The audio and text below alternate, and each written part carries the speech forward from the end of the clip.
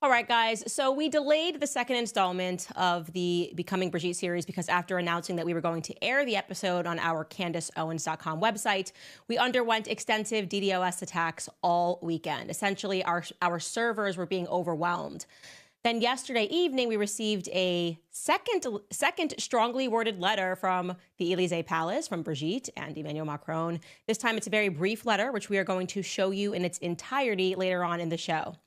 What can we say other than the Macrons sure are not behaving like a couple who have absolutely nothing to hide? So let's figure out why they are behaving the way that they are. Welcome back to our Becoming Brigitte series.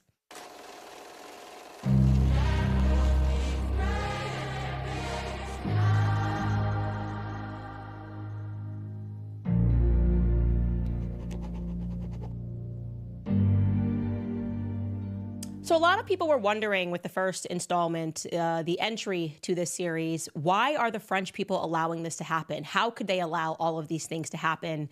And you're probably wondering how on earth Brigitte and Emmanuel Macron have pulled this off, essentially this mass suppression of the press so that none of us were even aware of all of this weird stuff happening in their country. How is it that Emmanuel Macron, who was virtually unknown to the public a year before he came into power, managed to scuttle the campaign of François Fillon, the man who was a shoo-in essentially for the presidency? How did he do all of this? Well, for English speakers, it's a bit like the rise of Barack Obama. Sure, yes, Barack Obama was a senator and he therefore was involved in politics to some degree, but his ascension into the presidency did sort of in many ways come out of nowhere. Except Barack Obama was not married to someone who was more than 2 decades older than him. Emmanuel Macron, just to be very clear, and I will state this again and again, was just 14 years old when he appeared in a school play at his school called La Providence. Brigitte, at that time, was a teacher at the same school who ran a theater workshop, okay? She was, in fact, 39 years old at this time and allegedly married with 3 children. One of her children, Lawrence, was the same age and therefore in school with Emmanuel Macron, okay? So the story goes that she saw him perform in a play and she was just swept away, eventually unwilling to resist her feelings for the much younger prince. So much so that she eventually divorced her husband. She broke up her family because of this. Of course, this is objectively a very creepy story. So how on earth did they sell it to the French public? That's where we need to begin here. The answer, of course, as always, is through a very intense propaganda campaign that is filled with lies and severe intentional misrepresentations. As Xavier Poussard, that is the journalist that broke this incredible story, puts in his forthcoming book, he wrote this, quote, "To sell this improbable story, intense propaganda was deployed across all media, television, radio, and the internet. Books praising Brigitte and Emmanuel and glossy magazine covers saturated the public space. The aim was to subliminally instill in the minds a storytelling designed by the cream of the Parisian specialists of public image. This pulpy narrative told the story of Emmanuel Macron, a precocious and virtuoso student at Lycée La Providence in Amiens. The press compared him to Mozart, who won over his teacher Brigitte, a dynamic, beautiful, and charismatic woman," end quote. So yeah, they sold this as a story of triumph over conformity, right? This age-defying love, perhaps, as we now know, an early nod to the written works of Macron's favorite author, André Gide, who, as we mentioned in a previous episode, was a self-admitted pederast. He raped Muslim boys, and he wrote about this openly. And despite this, he would wind up, or at least his book would wind up, in Emmanuel Macron's first presidential portrait. Incredibly creepy. On the 14th of April, 2016, when Paris Match, the magazine, devoted its first cover to Brigitte, the readers were told that one day in her heart, everything secretly changes. She attends Milan Kundera's play entitled Jacques et son Matre, in which one of the 9th graders, Emmanuel Macron, is the hero. He's already got his eagle eye, they write. Oh, yes, he's already got his eagle eye, kind of honing in on Brigitte. That's what we're told. Here's, by the way, a little video of Emmanuel Macron performing when he was younger in a play. You can just take a look at this. We can let this run. C'est bon de renaître. Elle m'entend. allumette. La nuit. Qu'est-ce qui fait le plus peur aux hommes? L'aboiement d'un chien.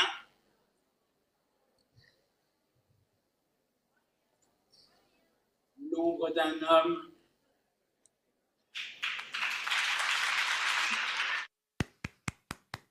Wonderful, wonderful, irresistible for an almost 40-year-old woman who then had him join her theater workshop in the next school year. Now, we should pause here to consider how terrifying it is that the media as an entity has this kind of power to romanticize acts of sheer evil and then to gaslight and bully those who recognize it to be so. Those of us who say, no, there's something very wrong with this picture.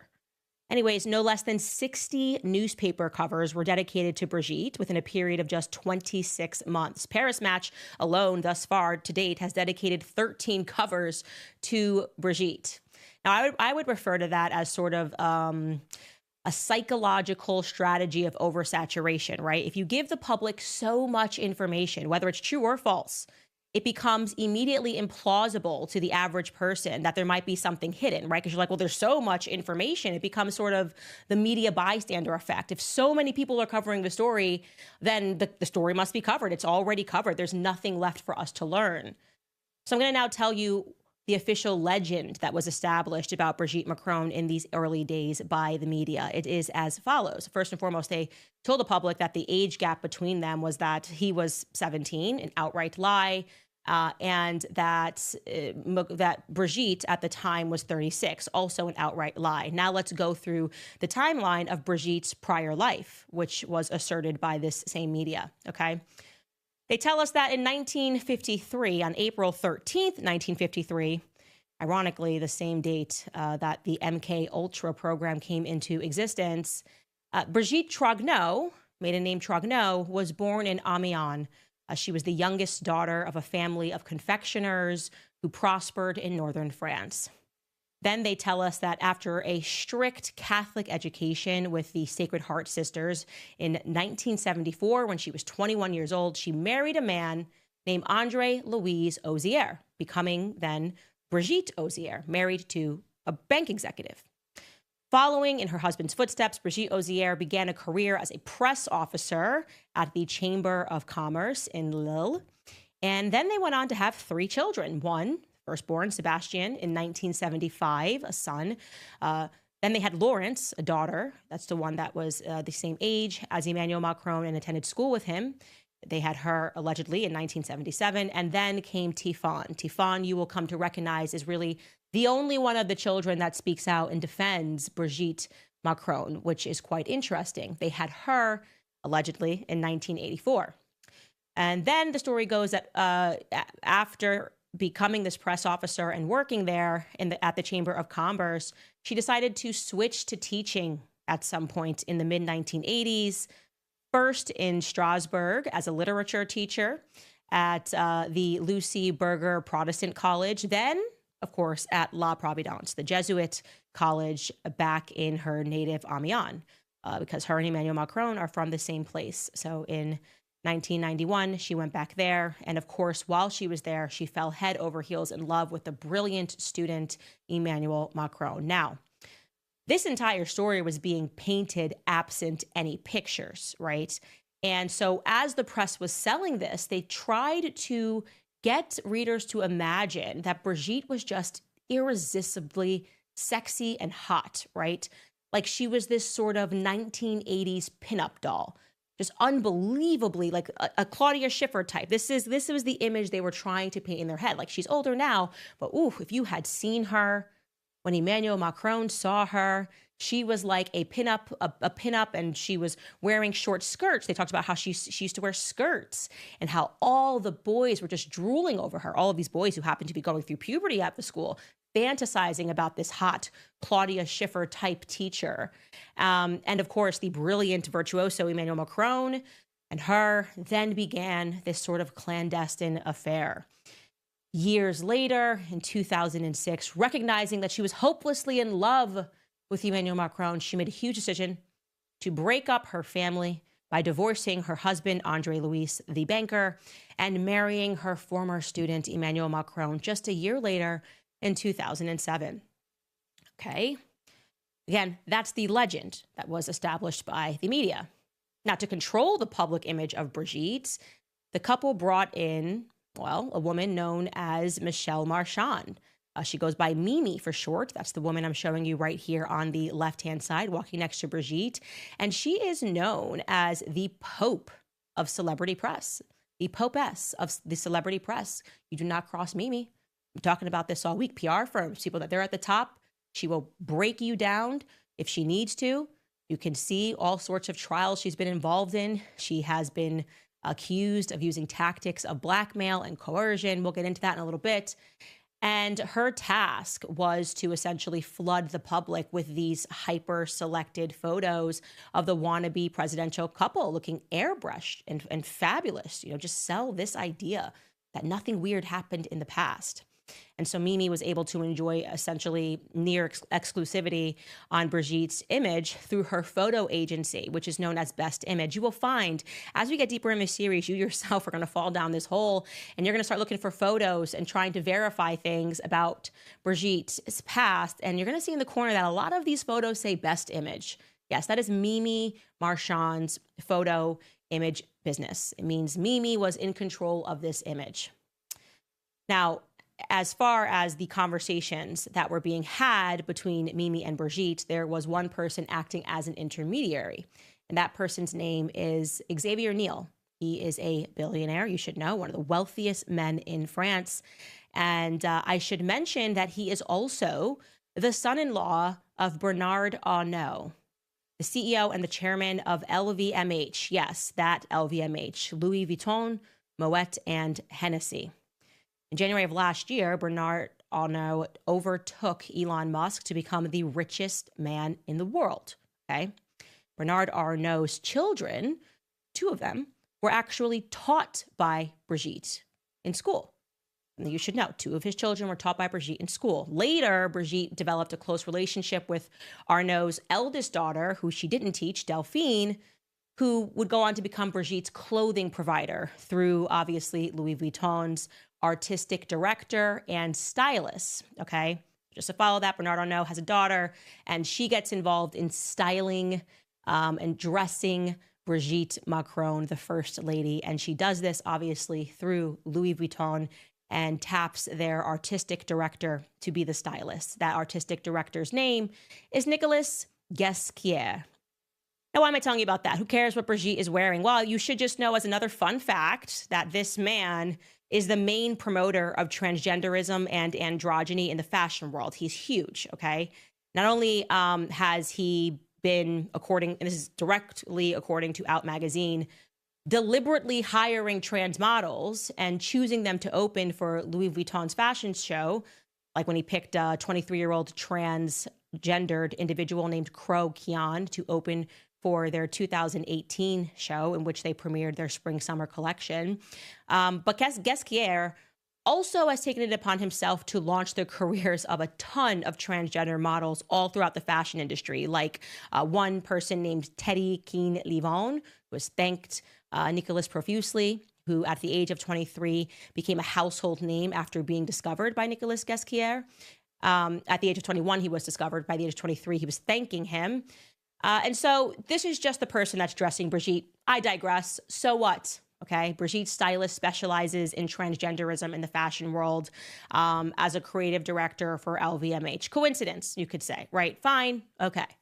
The point here is also to demonstrate the kind of power that surrounds Brigitte, because when we consider how it might be plausible for a story this big to have been intentionally covered up by the mainstream media, well, it's kind of important to know who is the surrounding cast and how powerful these people could be. The other point is that Xavier Niel, going back to him, that's Bernard Arnault's son-in-law, who was the go-between between the wannabe presidential couple and Mimi Marchand, our Pope press lady. Xavier Niel and Mimi met through a shared lawyer because both of them have a bit of a checkered past, okay? Xavier, in the 1980s, helped develop a chat service that was dedicated to cybersex, and it became incredibly lucrative for him. And then he became part owner of a chain of peep shows And one of them was later found to be a front for a prostitution ring. And in 2004, he was arrested on charges of aggravated pimping. I should be clear here that those charges were later dismissed. But I do also here want to quote Xavier Poussard's book. He says this: a lot has been written about Xavier Niel, the father of the free box and the €2 cell phone subscription plan. Essentially, this is like, just to make it clear for English listeners, it's almost like Verizon bundle. This is how he became extraordinarily wealthy. Today, he is a full member of the global hyperclass, connected to all the Silicon Valley big shots and propelled by Henry Kravis to the board of directors of the powerful American investment fund, KKR. However, the role of its storage service, DL Free, in hosting child pornography is still too little unknown. And Free has even been described by the Canadian Centre for Child Protective Services as the largest source of child sexual abuse images. Okay. Now, you can go down that line. You can look up what the Canadian Child Protection Project Arachnid is and why they started going after this, and that's connections to Xavier Niel, but that's not what we're here to talk about. I'm here to tell you about how he met Mimi Marchand through a shared lawyer, because she was serving time, Mimi Marchand, after being accused of various things. She had racked up a string of suspended prison sentences in the 1980s and spent 2 years behind bars awaiting trial over her involvement with her gangster boyfriend, who is identified in her biography as Hafid, even though eventually she was not convicted. And then eventually Xavier Niel gave her money to save Best Image. Then in 1998, she was handed another 3-year suspended sentence over another former boyfriend and a whole drug dealing operation. And through that, Xavier helped her out financially, of course, in 2024, when he saved her photo agency again, Best Image. And in turn, for him having saved Best Image or helped her out, I am sure that she looks after the images of him and his associates in the public, okay? So just how central was this woman, Mimi, in creating this image of Brigitte to the public, okay? This woman who is known to be a little bit of a gangster behind the scenes. Like I said, you can look into her yourself, Mimi Marchand. In fact, I think the New York Times just did a takedown piece of her and all of her involvement. Well, just over a year after Macron was inaugurated, the president of France, Mimi had this picture of herself taken in the presidential office, making a V for victory sign with her hands. Yeah, because they were indeed victorious in having fooled the public about Brigitte. That's what I would imagine that's all about. But then something really interesting happened, okay? Very interesting happened. Brigitte and Emmanuel, shortly after that photo was taken, made the decision to sort of carefully pull away from Mimi Marchand, their PR fixer woman, because she was involved in another scandal. And you guys, I'm telling you, it just seems to be a lot of oopsies around this couple. It's weird, okay? So Mimi also shares another friend with Brigitte. They have a mutual friend in a billionaire, and that is named Marc Ladry de la Charrière, okay? Marc is so close to Brigitte, to be very clear, so close to Brigitte Macron, and he enjoys being photographed out with Brigitte Macron, so close that they decided to attend the production of a show together, a show called Starmania. And you're going, wow, why do I remember Candace talking about Starmania on the last episode? Oh, because that was the show that they attended together that was produced by Thomas Joly, where Brigitte then handpicked Thomas Joly to do the Olympics. So Marc Ladry was with her, okay, at that premiere when they were like, this is the right guy to throw on these Olympics, which, the Olympic show, which had obviously transgendered individuals, we had drag queens that were strutting. There was a lot going on that offends my Christian senses, and I would call it satanic. Anyways, you're probably wondering why Mimi's mutual friend with Brigitte caused a problem for the presidential couple, in which suddenly they said, we've got to back away from Mimi. Well, Marc, that guy Marc Ladry, another billionaire, happens to have a really troubled son named Jeremy. And shortly after Mimi took that picture in the presidential office, it was revealed that Mimi did her friend Marc a solid by keeping Jeremy's name and his face out of the press, because she runs the press. Like, she's like a press gangster, so to speak. Jeremy, his son, was the former manager of a children's entertainment company who was twice convicted, once in 2008 and once in 2015. And you're never going to guess what it was for: child pornography cases.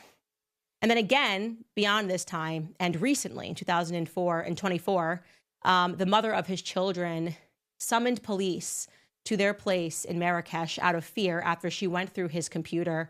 And they have very young children. The ages at that time were 3 and 1, I believe, after discovering even more images on his computers. Investigators collected 4,000 images of children on his computer, naked children that were being raped.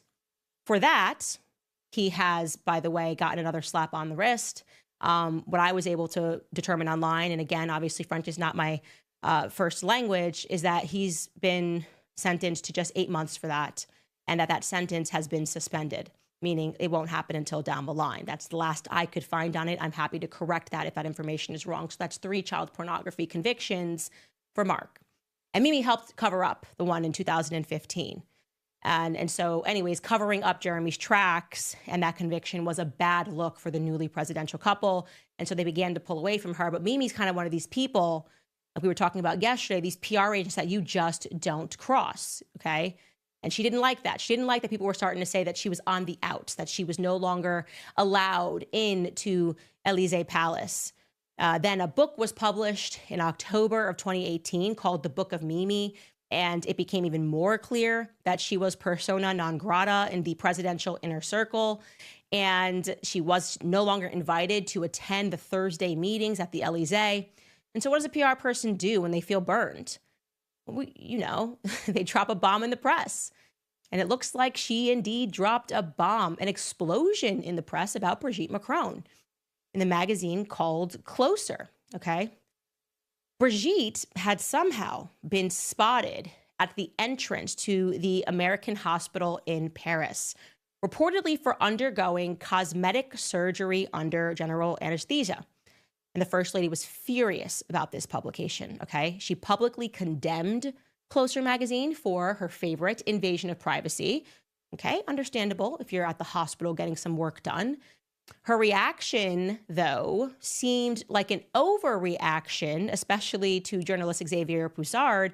It just struck him as odd because a year earlier, another magazine called The Express had similarly outed her for going under the knife with a doctor named Dr. Sydney Ohana, and yet she didn't care. She didn't face that doctor and the Express did not face any public condemnation. Brigitte was not mad at them. So Xavier's going, what particularly about this publication and Closer made her freak out, made her go so far as to set for the first time a precedent in which the First Lady came out and publicly condemned the press? So he began poring over that article in Closer, trying to understand, what did I miss? What did I miss? What's in here that set her off? And he found it.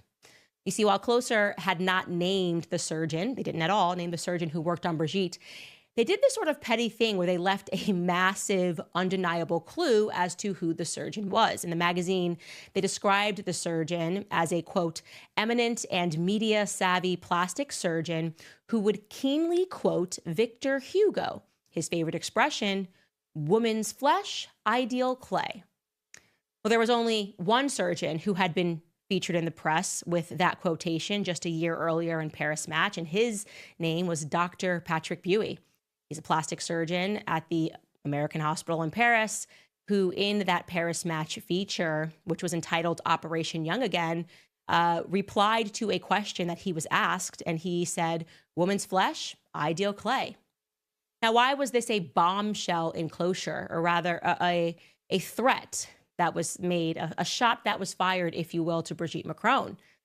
Because in France, Patrick Buey is known most eminently for one thing: feminization surgery. He is the king of transgendered feminization surgery, to soften the face features. If you are a man trying to become a woman, it will soften your face features with feminization surgery.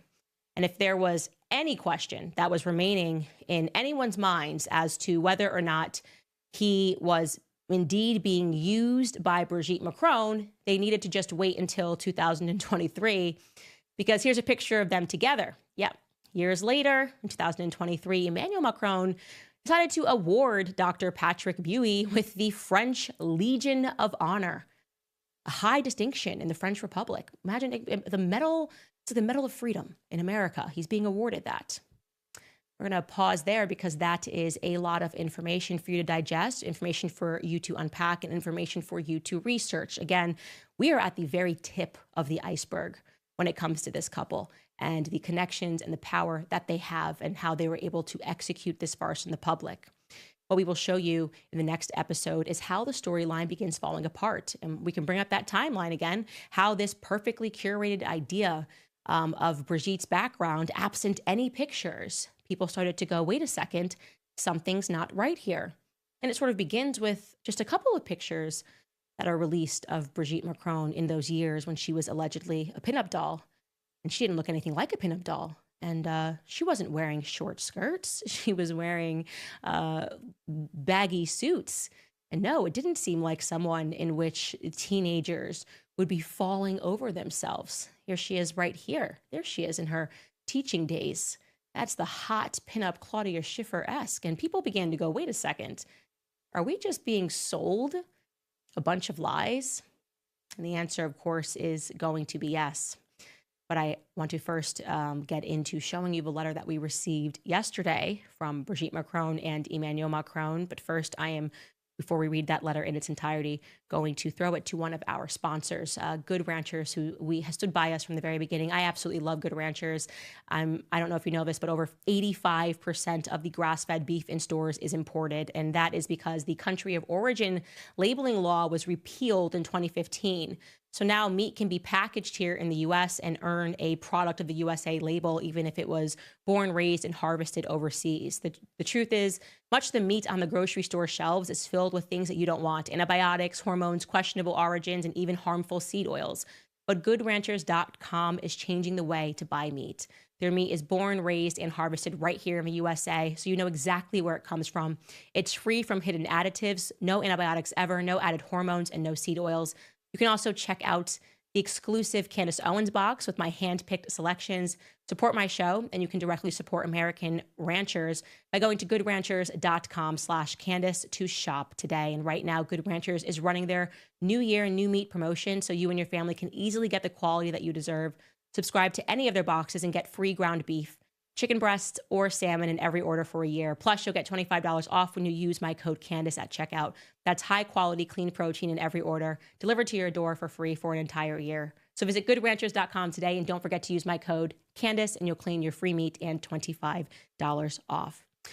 All right, guys. So the letter, crazy. We are really just, I don't even know what to say here. I don't know what to say.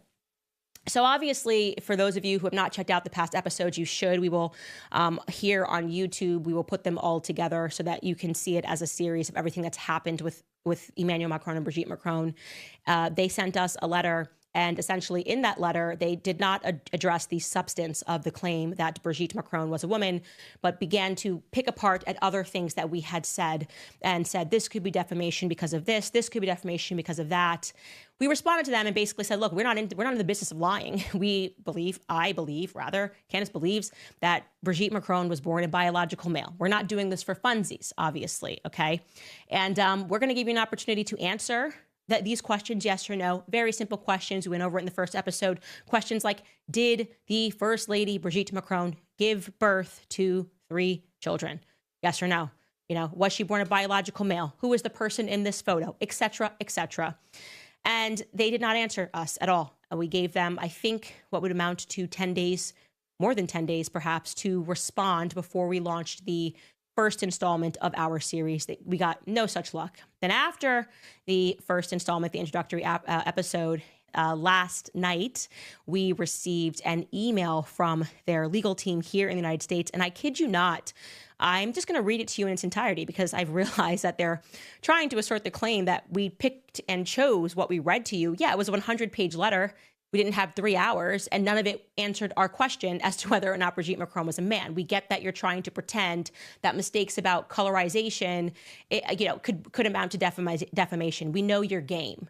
So let's jump into this letter that we received, and I'll explain to you what they're referencing and what we said back to them in our letter. So you can see it starts with letting us know that this is regarding, or since it's in the corner there, confidential, not for publication or attribution. I really fail at that. Then they say it's regarding false and defamatory statements about Presidential Emmanuel Macron and Brigitte Macron. They say, we write again on behalf of our clients, President and Mrs. Macron. That's the last time I think you're going to hear really about Brigitte. We were disappointed in your January 16, 2025 response to our December 3rd, 2024 letter. Despite our warnings and with full knowledge of their falsity, your client has doubled down on her defamatory allegations. We're going to get to those, and indeed expanded the scope of her defamation. We had wanted to spare Ms. Owens the embarrassment of openly confronting her false claims, but instead of doing the right and responsible thing, it seems she relishes in the public attention. So basically, they wrote me the first legal threat to spare me, you guys. They were just like, we want to help you and let you know that some things you said were wrong. And so this letter is a warning to you. How kind of this couple, truly to find this in their heart. Let's keep reading. Since our letter, Ms. Owens has published several X posts and additional podcasts, further defaming the Macrons. To the extent that the Macrons' claims suffered from any of the legal deficiencies you pointed out in your letter, which they did not, Ms. Owens has eliminated any doubts about such claims and strengthened them with her new statements, most egregiously. On January 13th, 2025, Ms. Owens falsely implied that the Macrons were responsible for the death of a journalist investigating them. Okay, let's pause there because you guys watched the first episode. They're just lying here, right? I literally told you that every journalist that tries to touch this story, something happens to, okay? And it is a fact that Isabella Ferreira was working on the story, had messaged, according to her friends, saying that she had a bombshell about Emmanuel Macron and a Brigitte. The French press has reported on this, and then she was found dead floating in a river, okay? Or a pond, whatever it was. And the public said that she had drowned, and her friends said that she was not suicidal. And the press said that she had maybe taken some pills. I don't remember. The point is nowhere in the first episode did we say that Brigitte Macron and Emmanuel Macron assassinated this girl. We told you what happened, okay? Let's keep reading here. That incendiary implication is factually false, offensive, and incredibly damaging. Ms. Owens repeated this false claim on January 31st, 2025, and bolstered the implication, because they're not saying I said it, they're saying you implied it, by stating that she, meaning me, did up on security after getting the letter from Macron and because of things that we know about their network and things that are happening. Like I said, every journalist that tries to get this out.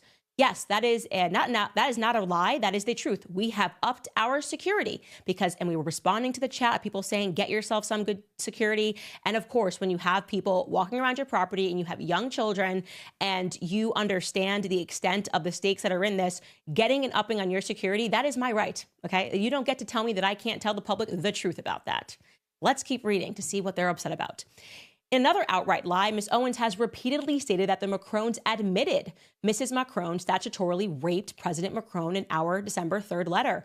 That is a complete fabrication, as no such admission was made within our December 3rd letter or anywhere else. No, to the contrary, we showed exactly what you said, where you admitted that Emmanuel Macron was 15 and you admitted that Brigitte was 39. And we said to the public, that is therefore an admission that it is statutory rape, because the laws at that time stated that there could be no consent if the adult had authority over the child. And given the fact that that was a teacher and Emmanuel Macron was 15 years old and not of the age of consent, that would constitute statutory rape. So we didn't say that you wrote that this is statutory rape. We said that you admitted to it, whether knowingly or not, by saying what I believe to be the first time asserting in writing that their ages were 39 and 15. And to be clear, we are asserting that their ages were actually, in fact, 39 and 14, because 14 years old undeniably was the age in which Emmanuel Macron participated in that play. Let's keep reading. Your client's recklessness in making these false and damaging assertions is staggering. It goes on. You spend most of your letter discussing actual malice, but the well-documented evidence of actual malice here is overwhelming, and your client has only added to that record with her public statements after receiving our letter. As we laid out in our December 3rd, 2024 letter, Ms. Owens relies on facially unreliable sources to perpetuate an inherently improbable conspiracy theory, despite the evidence refuting its truth. Ms. Owens claims she's a journalist, but repeatedly disregards journalistic standards in her reporting. She also continues to profit from these lies. I'm blocking out a business name, and even recently stated that she would start reselling the Man of the Year t-shirt, mocking Mrs. Macron. And just as Ms. Owens claims that she does not have to credit the Macrons, a court similarly will not be obligated to credit her claims in the face of overwhelming evidence disproving them. So they're saying literally a lot of nothing here other than it's an improbable conspiracy theory. All they have to do is write, Brigitte Macron was born a biological female. We are telling you that is a fact. They won't do that. Brigitte Macron gave birth to 3 children. Their names are Lawrence, Sebastian, and Tifon. We are asserting that as a fact. Please correct the record. In our letter to them, we said, we are happy to correct the record. We are happy to tell the truth. We even offered to fly to France to conduct the interview so that Brigitte could respond on record herself. We said anytime, any date. You let us know from here until, I think we gave them until March something. We will get on a plane and we will fly to you because we don't want to lie about this. And we're asking you to answer these and if you don't want me to come and you don't want to invite me in the Élysée Palace, then please just answer these 21 questions so that we can include it in our reporting. They are declining to do so and instead saying it's an improbable conspiracy theory.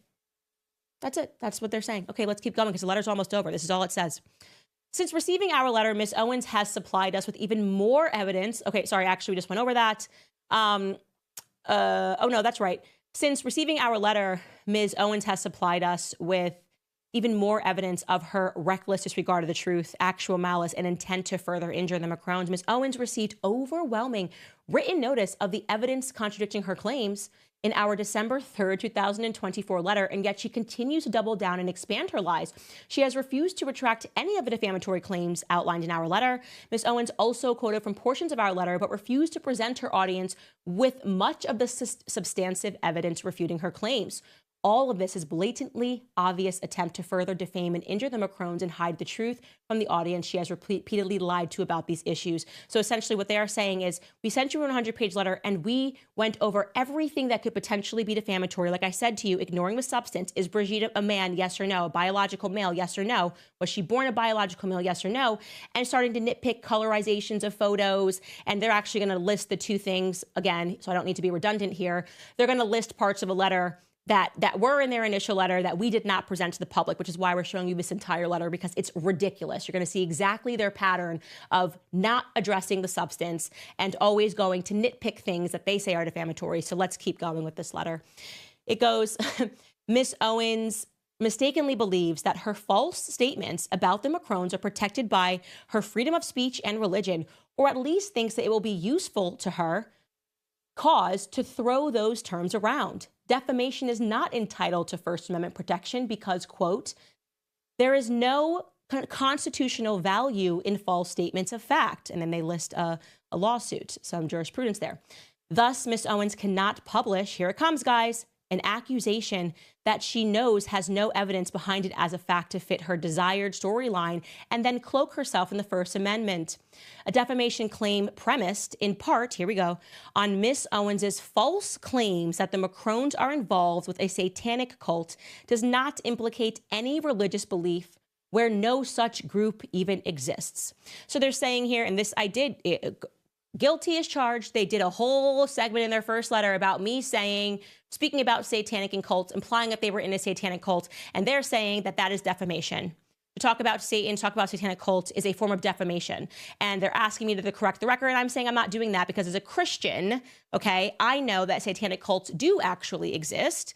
And for them to allege that I said that they couldn't exist, that they don't exist, is completely insane and a violation of my right to practice my religion. So I'm going to hold the line on that. I'm going to go hold the line, which I did tell you guys, on speaking about my viewpoint and the viewpoint shared by many, that the Olympic ceremony was satanic.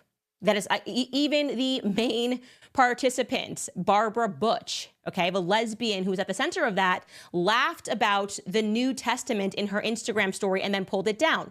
You don't get the right to tell me that you're going to sue me for defamation because I'm talking about Satanism in a context that makes you uncomfortable since you handpicked Thomas Jolly to put on this performance. My answer is no. So let's keep reading your letter and get to the other points that you feel that I've taken away, okay? Likewise, the remaining false claims made by Ms. Owens are not based on her religious beliefs just because she uses religious rhetoric to gain followers. Yeah, that's what I'm doing every Mass. Every Sunday, I'm just trying to gain followers. Your equally ridiculous explanation to excuse Ms. Owens's false statement from legal liability, that the statements are supposedly rhetorical hyperbole, also fail. So on this next portion, my lawyer wrote back to them because they said another defamatory claim was me saying Emmanuel Macron was a psycho, and they're alleging that that is defamation. Again, none of this is about the substance of the claim that Brigitte's a man, but we're going to give you what their response to is that. First, if Ms. Owens sincerely believes that what she says, which she repeatedly claims the statements are not rhetorical hyperbole, statements that consist of rhetorical hyperbole, a vigorous epithet, or loose figurative or hyperbolic language, are protected because they cannot reasonably be interpreted as stating actual facts about an individual. Ms. Owens cannot simultaneously take the position that she believes the truth of her defamatory assertions and that those statements are exaggerations that no reasonable person would take seriously as statements of purported fact. If anything, this nonsensical argument in your letter only further demonstrates that Ms. Owens deliberately distorts the truth for shock value to her audience, a further admission of her malice and financial incentive to defame the Macrons. Moreover, the context of her statements flatly disproves any notion that Ms. Owens was not seriously maintaining an assertion of actual fact. To the contrary, Ms. Owens repeatedly asserts that she is providing facts and recently noted a trove of evidence of her false claims. Ms. Owens stated this clearly and eliminated any doubt that she was engaging in rhetorical hyperbole when she claimed on January 10, 2024, that she is exposing what she deems to be the truth. Previously, she made the defamatory assertion that President Macron is a psychopath, while citing research supposedly supporting her allegation and claims that Mrs. Macron's purported sexual abuse of President Macron turned him into a psychopath. With her claiming to expose the truth that is supported by research, no reasonable listener could possibly believe that Ms. Owens was engaging in rhetorical hyperbole not meant to be taken seriously. So I'm showing you this full letter because it's important for you to understand this is the exact strategy that they have gone after reporters, okay? In France, when you see suddenly the mainstream media goes, she won a defamation claim, it's never about whether or not Brigitte Macron is a man. She's never won that ever. It's always about this person identified the wrong person in the photo. She's saying that Emmanuel Macron was a psychopath. Does she have the credentials? Is she able to, as a non-PhD in psychiatry, to assert that he's a psychopath? I'm going to go to court and find out.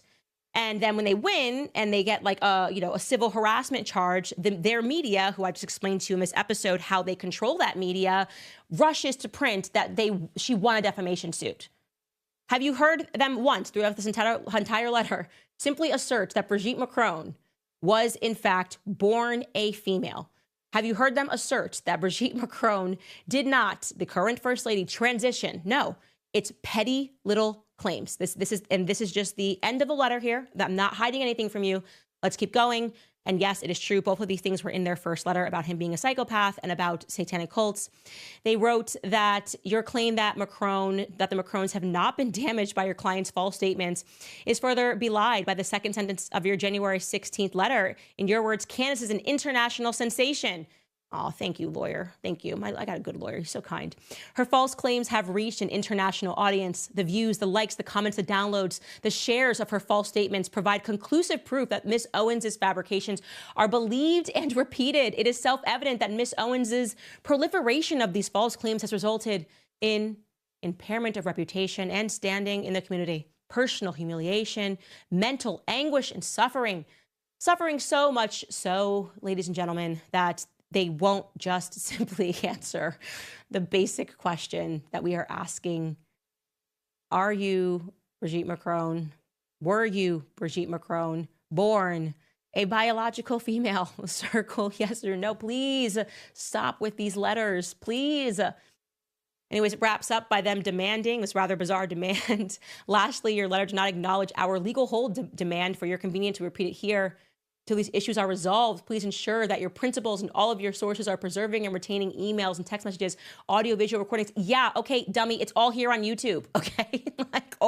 What do you think we're hiding? We've already asserted what we think. I've said it 1,000 times. I believe Brigitte Macron was born a biological male, okay? And then transitioned into a female. That is my belief. I don't know how many times I can say it. What do you think you're gonna find in my messages? Like, what's your smoking gun here? You got it, dude. We're acknowledging it publicly. We will keep all of our YouTube files. We will keep all the video files. We'll keep our text messages, our logs, our tweets, okay? Our tweets, so you can show that I meant what I said, and then you can explain why it is that you can't just answer the questions. Again, this is just an intimidation tactic. They obviously have not answered any of our questions to put an end to this, which completely removes them from this claim that they're being so mentally anguished, but they can't just simply assert the truth, dancing around things that nobody cares about. Nobody cares. She called Emmanuel Macron a psycho. That hurts. But he didn't care, obviously, when the Algerian press referred to him as a homosexual psychopath. They weren't sued. It's coming after Candace. No, a lot of people have asserted that Emmanuel Macron is a psychopath and have not been sued. But he wants us to know he's really serious. He's coming to Tennessee.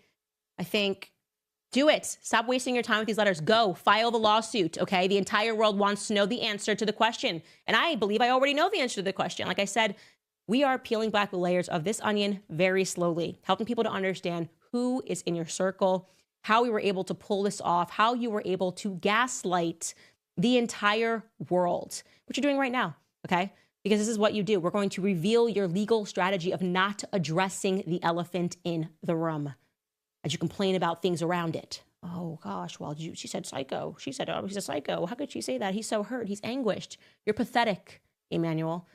Okay, you're absolutely pathetic. This letter is pathetic. So when you send me back a letter and then quote me saying that it's pathetic, just know I'm going to stand by that too. Okay? I believe in Satanism. I don't think it's a figment of anybody's imagination, first and foremost. So good luck with that in American court, especially in the South, where people still have faith, you know?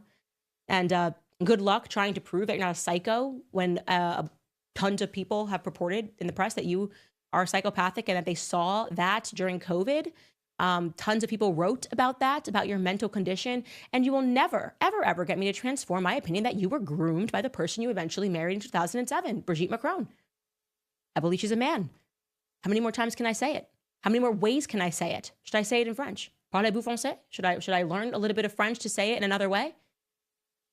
This is just getting ridiculous, okay? The entire public is now paying attention, Emmanuel and Brigitte, and I know you're staying up late to watch this at the Élysée Palace, probably all in a room. You're probably standing next to your next PR agent now that you've sunk Mimi because things were becoming apparent about her history. I know that you're worried about this, not because of somebody calling you a psycho. How thin-skinned could a G7 leader get, okay?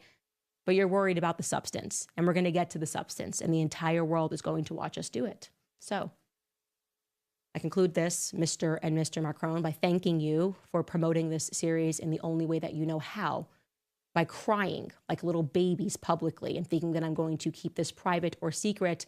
I believe in radical transparency. I tell my followers everything because I view them as friends. I don't even view them as fans. I view them as people who, like me, are concerned citizens who have a right to know who the hell is running our countries. It's that simple.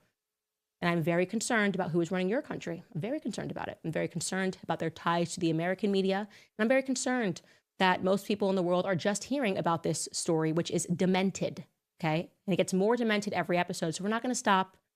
And whoever it is behind the DDoS attacks, you're not going to be able to stop this. For those of you that are watching, we ask you to support our work as independent journalists, obviously. The best way for you to do that is to go to CandaceOwens.com.